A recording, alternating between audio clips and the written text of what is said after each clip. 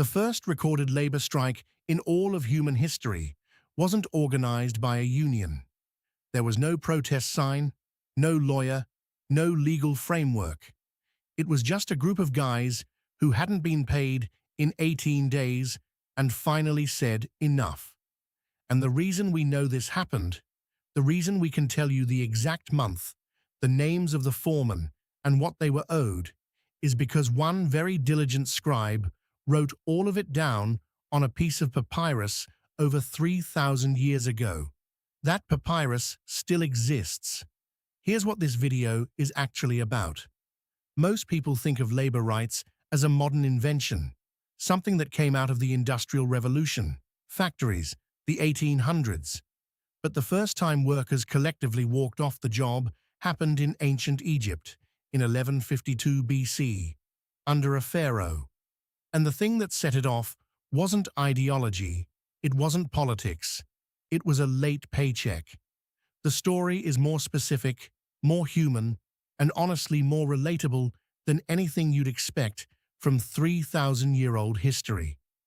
I want to walk you through the whole thing, because there's one detail near the end of this story that almost nobody talks about, and it completely changes how you understand what these workers actually pulled off. Let's start with who these people were, because this matters. The workers lived in a village called the Place of Truth, now known as Deir el-Medina. It was essentially a company town. These were government-paid artisans who built and decorated the royal tombs in the Valley of the Kings and the Valley of the Queens, across the Nile, opposite the ancient city of Thebes. So we're not talking about slaves hauling stone blocks. This village was filled with upper-middle-class workers, artisans of great skill who supported the Valley of the Kings and Queens, and as such, they were paid 3 times the rate of the average agricultural worker. Deir el-Medina was unique as an artisan settlement, where workers were well paid, and they and their families had a higher degree of literacy than villagers elsewhere.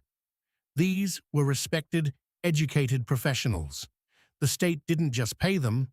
The Egyptian state paid them monthly wages in the form of grain and provided them with housing and servants to assist with tasks like washing laundry, grinding grain, and porting water. Their families lived with them in the village, and their wives and children could also benefit from these provisions from the state. Now here's the part people always find surprising. Their wages weren't coins or gold. The grain ration was composed of emmer wheat, which was made into flour, and barley, which was fermented into beer. Beer wasn't a perk or a bonus. It was literally part of the official monthly paycheck.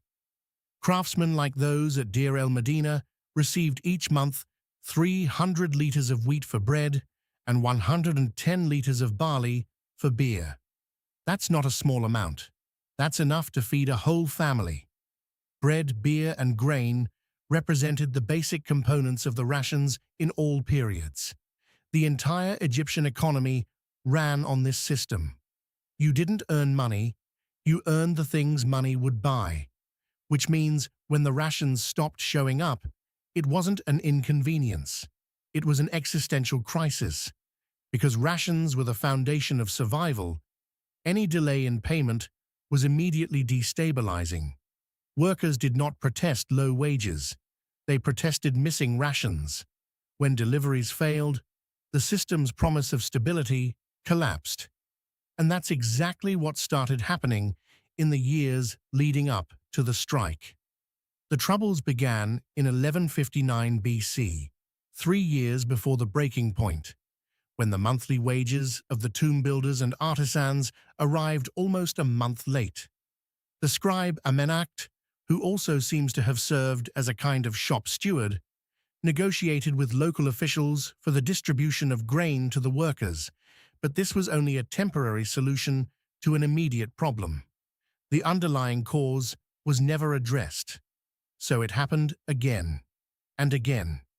For months leading up to the strike, the tomb workers had been grumbling about the delays in receiving their rations of food and their complaints had been recorded by the scribe Amennakht.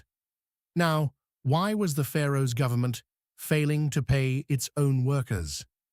The 32-year reign of Ramesses III was well known for several events, notably his military conflicts against the Libyans and Sea Peoples, as well as schemes within his harem to murder him. Such turmoil also had repercussions among the population. War is expensive, as is its aftermath.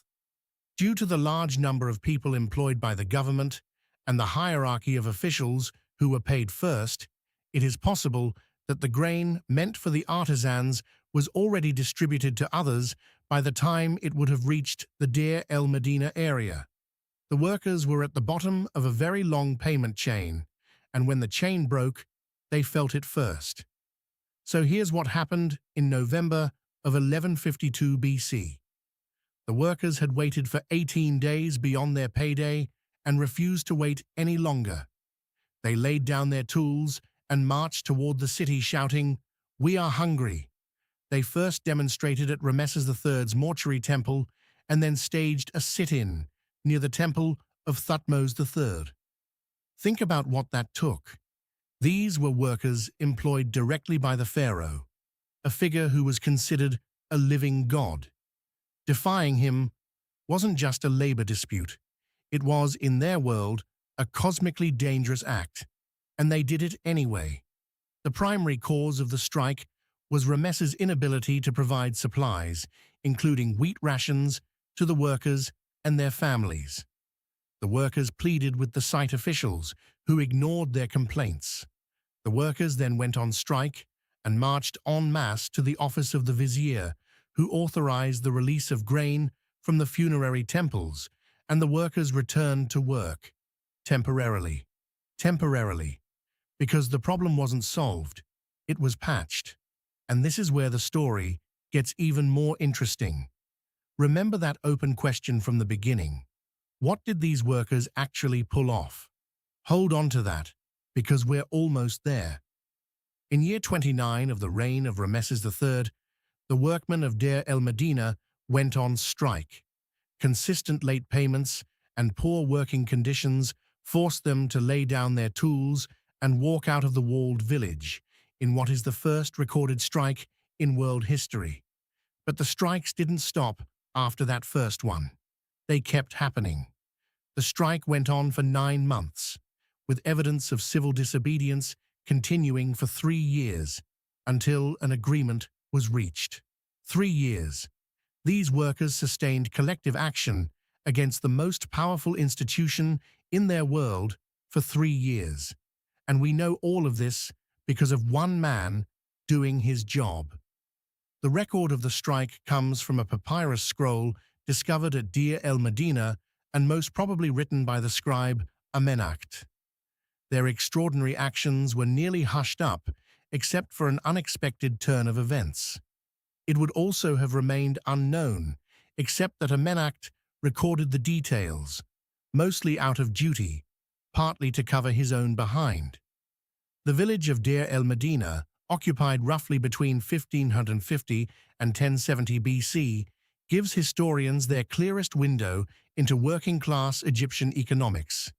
Its inhabitants left behind an extraordinary archive of ostraca, inscribed pottery shards and limestone flakes, recording wages, debts, personal disputes, and complaints in granular detail.